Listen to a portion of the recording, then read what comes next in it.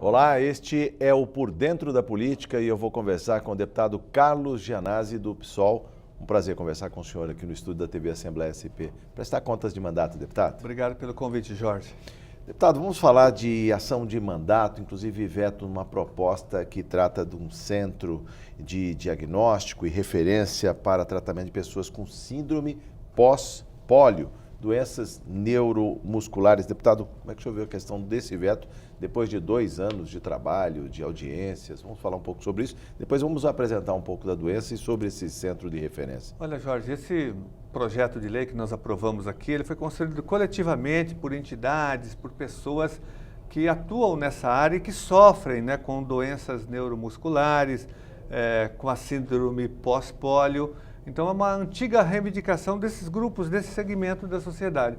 E depois de muito sacrifício, de muita luta, nós aprovamos o projeto aqui na Assembleia Legislativa. Mas de uma forma criminosa e desumana, o governador Alckmin vetou agora, no dia 2, saiu o veto no Diário Oficial. Nós ficamos perplexos e chocados como que um governador que é médico tem a coragem de cometer esse ato contra essas pessoas que estão fragilizadas, que são excluídas do sistema de saúde, principalmente do sistema único de saúde, que não tem nenhum amparo do Estado. Então nós estamos ainda chocados, mas estamos organizados. Nós vamos reagir a isso e vamos derrubar esse veto numa outra votação aqui na Assembleia Legislativa. O governo diz que é uma prerrogativa do Executivo fazer isso. Ele reconhece o mérito, reconhece a importância da causa do próprio projeto, mas diz que isso não seria competência parlamentar. Que a competência é do Executivo. Só que é engraçado que isso é hipócrita, porque o governo não... Se é a função dele, a prerrogativa dele, por que ele não faz, então?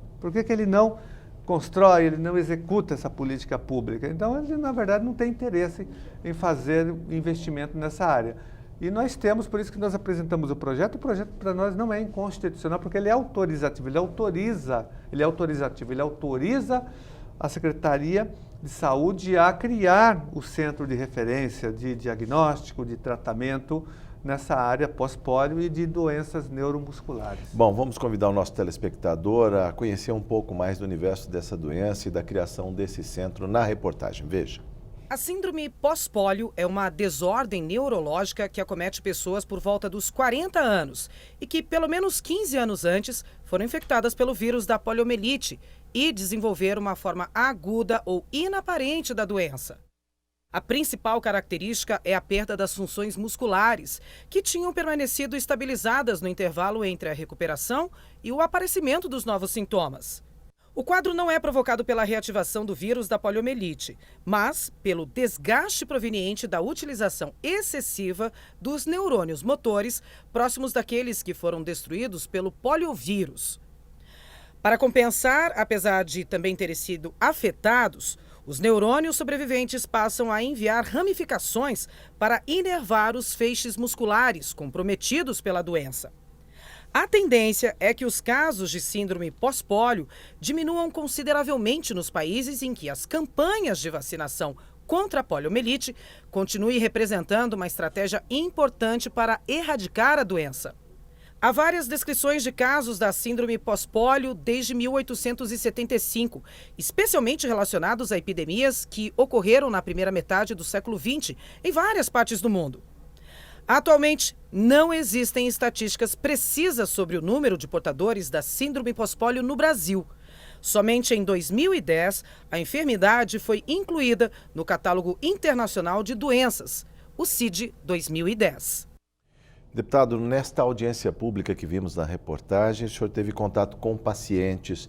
Fale um pouco do histórico, de como eles estão, inclusive, reunindo forças para que essa doença seja reconhecida, para que haja, de fato, esse tratamento específico num centro de referência. Olha, eles estão extremamente mobilizados aqui no estado de São Paulo, através de grupos, através de uma mobilização. Já realizamos 2 audiências públicas aqui na Assembleia Legislativa, então uma ampla mobilização de pressão, porque como a omissão é muito grande do poder público, só resta esse movimento pressionar e chamar a atenção do poder público para que ele cumpra a sua obrigação, principalmente através do Sistema Único de Saúde. Esses pacientes não esperavam o veto à matéria, deputado? Não, foi um choque, estão todos perplexos, porque nada justifica um veto a um projeto que não é meu, na verdade é de todo esse agrupamento de todo esse segmento social. Há uma certa indignação, inclusive vista nas redes sociais, na página do Facebook, Síndrome Pós-Pólio, inclusive mostrando a disposição de arregimentar forças, de tornar aqui nessa casa, derrubar esse veto, deputado? Sem dúvida. Nos próximos dias nós vamos realizar uma outra grande audiência pública aqui, já para organizar o veto, com todos esses movimentos e essas pessoas que lutaram para a aprovação do projeto. O que falta, de fato, para que haja esse tipo de tratamento num centro de referência próprio para essa doença? É o número de casos? É a dispersão dos pacientes? O que falta, deputado? Não, na verdade, o que falta é, eu não diria vontade, mas é compromisso político do governo e de atender essa demanda, que talvez não seja uma demanda tão grande, tão imensa, mas é uma demanda que o Estado tem que atender. Sim. No tocante às audiências públicas, o senhor conversou com cientistas, conversou com pesquisadores, médicos que estão ali na linha de frente tratando desses pacientes. Qual foi a resposta que o senhor teve aí quando propôs, aliás, consultando a comunidade científica e os médicos sobre a criação desse centro? Na verdade, foi por eles, né? Aliás, a indicação foi deles. Exatamente uma sugestão dos próprios pesquisadores, cientistas, médicos do Hospital das Clínicas, da Unifesp, da Universidade Sim, da Escola Federal Paulista de São Paulo. Medicina, a Unifesp. Nós temos médicos e pesquisadores nessa área de ponta, fazendo pesquisa e apresentando alternativas para esse tipo de tratamento. Só que eles não têm também o amparo do Estado para continuar com esse trabalho. Por isso que eles reivindicam o centro de referência. E há alguma possibilidade de prevenção? Porque quando se fala em política pública, geralmente se vislumbra a possibilidade de prevenção de doenças. No caso da síndrome pós-pólio, isso também é trabalhado ou não, deputado? Também é trabalhado, tem prevenção, né? Porque a gente vê que o tratamento o tratamento é difícil, né? É difícil, né? Mas assim, a grande luta do movimento é a prevenção, sem dúvida nenhuma. Sim. O senhor, quando conversou com o doutor Acari, que nós falávamos aqui, aliás, ele é muito próximo aqui da Assembleia Legislativa, não só por conta da doença, né, da síndrome pós-pólio, mas também por conta da esclerose lateral amiotrófica, a doença do neurônio motor.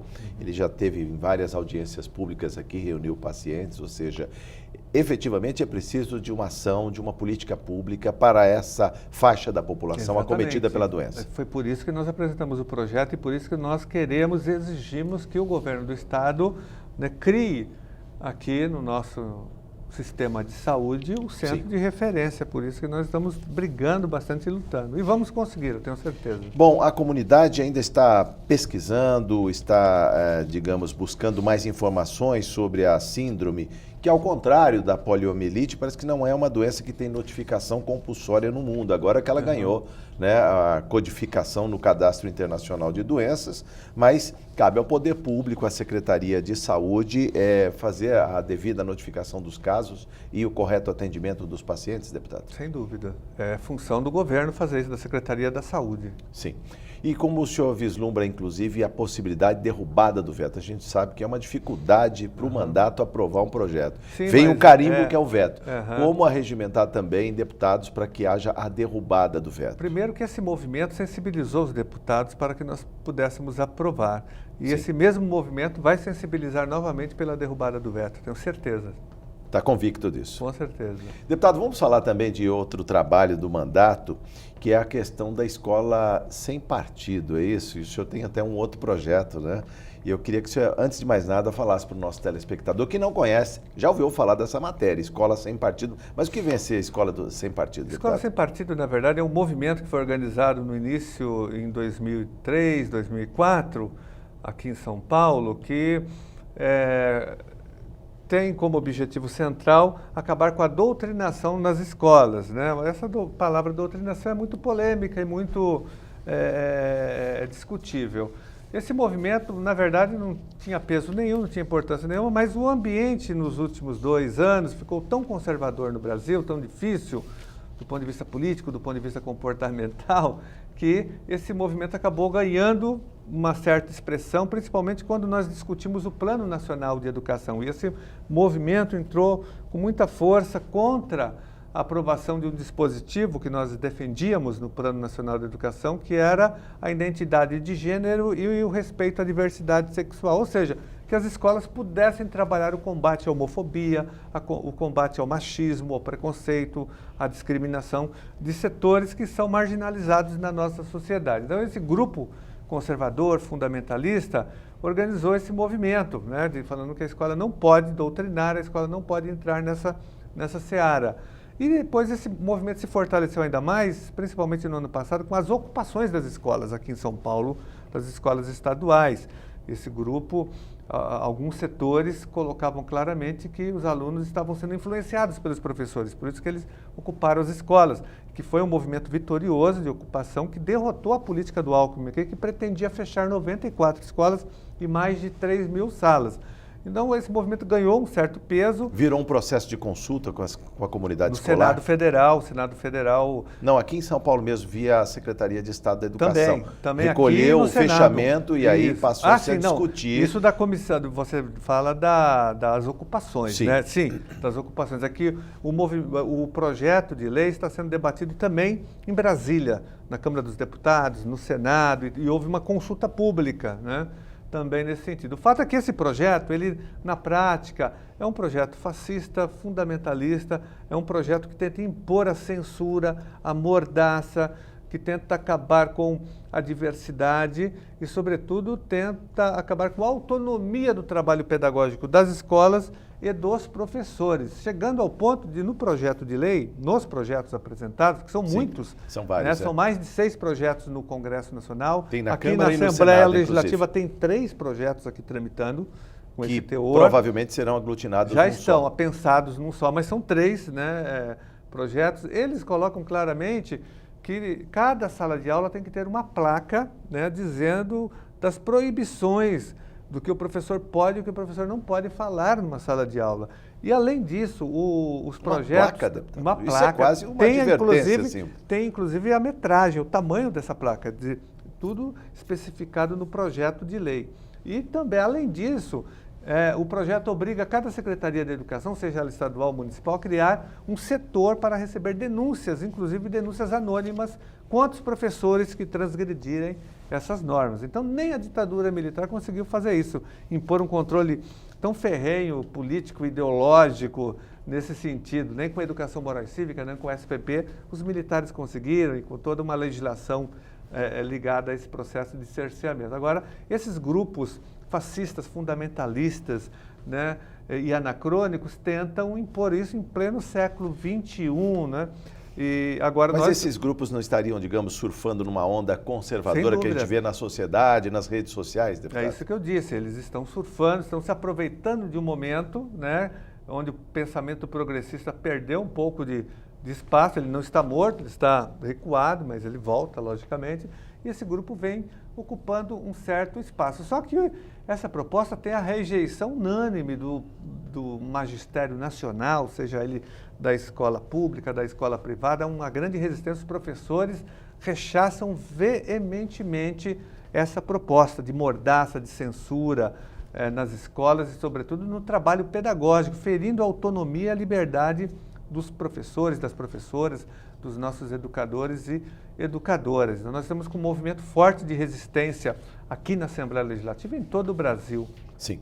Deputado, segundo esse movimento Escola Sem Partido, eles especificam os limites de atuação dos professores, inclusive impedindo que eles promovam suas crenças em salas de aula. O que vem a ser isso? É uma mordaça, deputado? É uma mordaça, até porque, na verdade, o professor não deve doutrinar, nem o professor. Nós não defendemos doutrinação em sala de aula, não é disso que se trata.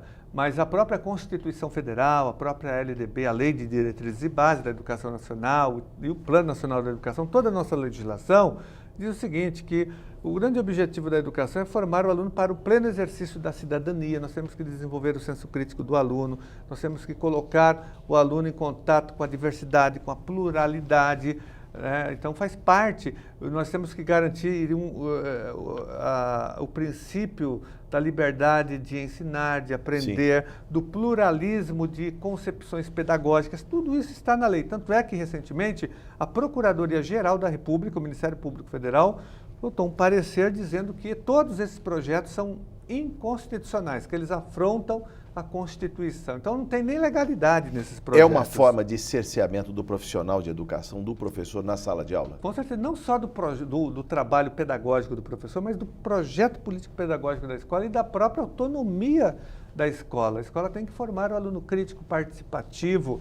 Essa é a função da escola brasileira. Nós somos contra a doutrinação também. O professor não deve doutrinar. Sim. O professor tem que ensinar o aluno, apresentando todos os conteúdos, todas as vertentes. Se eu sou um professor de sociologia, eu vou ensinar Durkheim, Comte, Marx para o meu aluno. Vai conhecer todas as tendências, né? As escolas de pensamento. Todas as escolas sociológicas serão apresentadas ao aluno. Eu posso até dizer, eu me identifico mais com a escola marxista. Agora, isso não quer dizer que o meu aluno tem que ter acesso, né, a todas as teorias. Palavra de um deputado que é professor, diretor de escola pública, mestre em educação, doutor em história pela USP. Mas é importante dizer, quando o professor é cerceado no seu poder, na sua articulação com o aluno, e ele fica obrigado, engessado a transmitir um conteúdo que é pré-definido. Como é essa transmissão? Em que isso pode também, de alguma maneira, jogar a educação numa vala comum?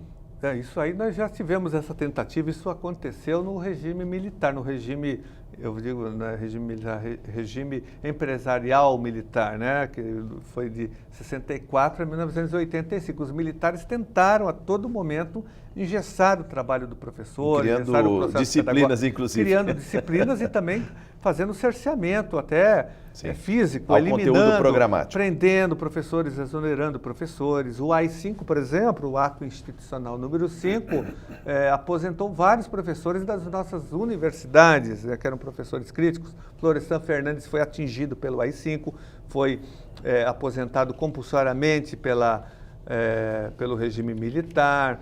Otaviani, o próprio Fernando Henrique, que era professor de sociologia da USP, muitos professores, Mário Schember. Então, eles tentaram isso, agora você não pode impor. Hoje nós temos os parâmetros curriculares do MEC, nós temos os temas transversais, já há uma direção até de conteúdos. Hoje nós estamos debatendo a Base Nacional Curricular. Sim. Agora, cercear o trabalho do professor, isso não existe dentro da educação. Deputado, seria um antídoto a essa proposta de escola sem partido, o seu projeto de sua lavra, o 587 de 2016, que dispõe sobre a criação do programa Escola com Liberdade no Sistema Estadual de Ensino? O nosso projeto... O que vencer a ser o Escola com Liberdade? Esse projeto que eu apresentei, Jorge, o 587 de 2016, que se chama Programa Escola com Liberdade, é o antídoto, é o contraponto ao programa, ao projeto Escola Sem Partido. Ele já garante a liberdade do professor de ensinar, garante a pluralidade de concepções pedagógicas, né?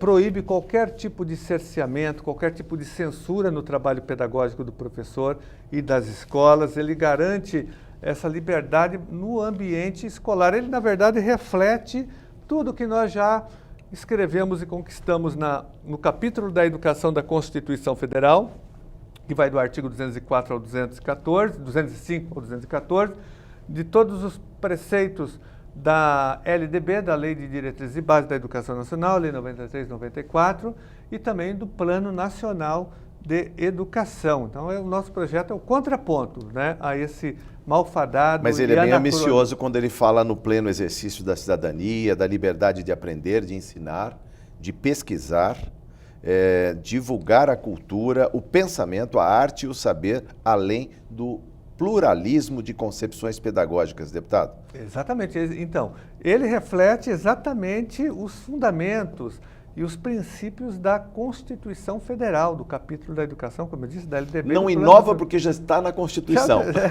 Nós estamos faz cumprir o que já está na lei. Um momento difícil do Brasil que a gente tem que fazer leis para que a Constituição seja cumprida e lembrada. É um absurdo, porque o pensamento atrasado, retrógrado e conservador está querendo tomar conta. Então a gente tem que reafirmar as nossas conquistas históricas. Sim, e a autonomia do professor na sala de aula? Muito se discute isso, e quando se vê a escola sem partido, se coloca de maneira expressa que o professor jamais pode incentivar os alunos a fazerem protestos, como se essas ocupações fossem fomentadas pelos professores e não para os próprios alunos. Não, primeiro que esses grupos se esquecem que hoje os alunos também são formados pelas redes sociais, por outros mecanismos, por outras que entidades. não é educação formal em sala de aula. Exatamente. Hoje nós vivemos um outro momento, é a era da informação, né, da internet, das redes sociais. Então a nossa juventude saiu às ruas em 2013, fazendo os grandes protestos vitoriosos que obrigaram os governos a reduzir o valor da passagem,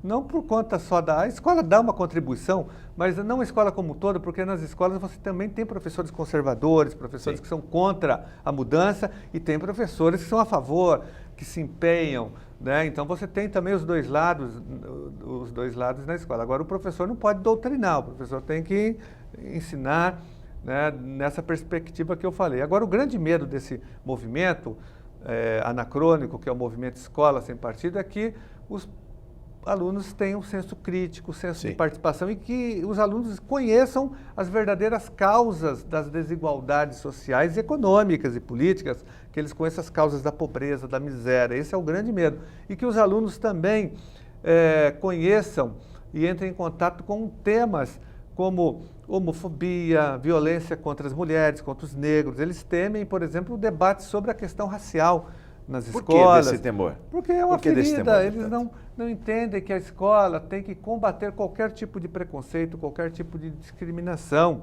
Nós temos que combater a homofobia, né? Nós temos que combater o preconceito contra as... Hoje, a cada 2 horas, uma mulher é morta no Brasil. E como que a escola não vai discutir isso? Hoje, no Brasil, quase 400 pessoas são mortas por não serem heterossexuais, né? Hoje os negros são discriminados no Brasil, há um racismo estrutural no nosso país, os indígenas, os deficientes físicos, né, os Mas mesmo num país com tanta diversidade, como é o caso do Brasil... Não, o racismo aqui é tão forte que a própria Constituição Federal brasileira, né, no seu artigo 5º, diz que o racismo é crime inafiançável e imprescritível. E tem a lei do racismo. E o racismo está aí, principalmente nas redes sociais, inclusive com o endereço do IP, né, das pessoas. Certeza. São rastreáveis. As pessoas cometem crimes e ainda colocam publicados na internet. Exatamente. Então, e aquilo é para sempre. Agora a escola tem que combater isso, e é isso que nós queremos. Por isso que agora esse projeto, esse programa Escola Sem Partido, ele vai na contramão. Ele diz que não, que a escola não tem que discutir isso, que a escola tem que apenas transmitir conteúdo. Se esquecem eles que a escola mudou, a escola também é um lugar de relações humanas, Sim. A escola também trabalha competências, habilidades, ela trabalha valores, ela trabalha com... E nós temos os temas transversais do MEC, cidadania, ética, orientação sexual, faz parte hoje da política dos temas transversais. Não é uma disciplina, mas deve entrar em todas as disciplinas. Pluralidade cultural entra, todos esses temas que nós temos que abordar hoje, que eu citei aqui, a escola tem que trabalhar, mas eles querem, esses setores, né, conservadores, tentam impedir que esse trabalho seja feito. Já é difícil fazer normalmente, porque hoje o professor sabe do que eu estou falando, é difícil você dar uma aula hoje, você manter a atenção dos alunos. Nunca foi tão difícil lecionar hoje no Brasil. Com os métodos ainda, digamos, anacrônicos, ultrapassados. E com a degradação da escola, a superlotação de salas, a violência nas escolas, os salários baixíssimos que os professores recebem, os profissionais da educação, a falta de laboratórios, a falta de salas de leitura nas escolas, a falta de infraestrutura material e humana das nossas escolas. Esse é o grande problema da educação. O problema da educação não é a escola sem partido. Sim. Nós temos que debater a escola sem carteira, sem merenda escolar, sem professor, sem pagamento digno dos professores. Essa é a grande questão. Eles não querem debater isso. Deputado, só para encerrar nesse minuto final, lembrar que não é uma luta só do seu mandato. Eu pego aqui a Frente Nacional Escola Sem Mordaça, que já protocolou junto ao Ministério da Educação e também ao Congresso Nacional, um arcabouço para brigar lá em Brasília, em todos os termos, contra a escola sem partido. Exatamente, é um movimento nacional, né, que nós também estamos apoiando, logicamente, fazemos parte desse movimento, porque é uma reação de todo o magistério público e privado do Brasil. Todas as entidades que representam os profissionais da educação estão mobilizadas contra essa medida autoritária que nos leva aos tempos dos anos de chumbo da ditadura militar e, sobretudo, a um momento de obscurantismo pedagógico que nós já superamos. Não tem sentido voltar a esse momento histórico novamente. Voltaremos ao tema em outros programas na grade da TV Assembleia. Muito obrigado por sua presença aqui. Volte mais vezes, deputado. Eu que agradeço, Jorge. Obrigado. Eu conversei com o deputado Carlos Gianazzi do PSOL. Você ficou por dentro da política. Muito obrigado por sua audiência.